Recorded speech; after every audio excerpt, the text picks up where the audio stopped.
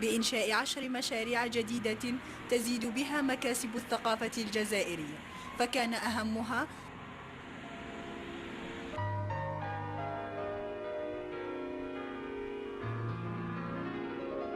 قصر الثقافة.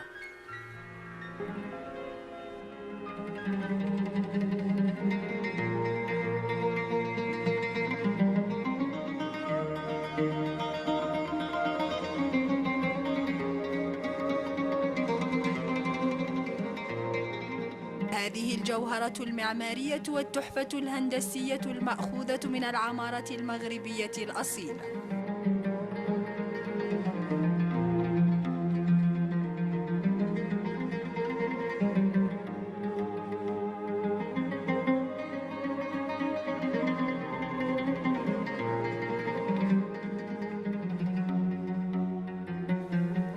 أنشئ بتلمسان 2011 لاحتضان مختلف النشاطات والأسابيع الثقافية الوطنية منها والدولية، فقد شهدت قاعاته احتضان 48 أسبوعا وطنيا وأكثر من 40 أسبوعا أجنبيا.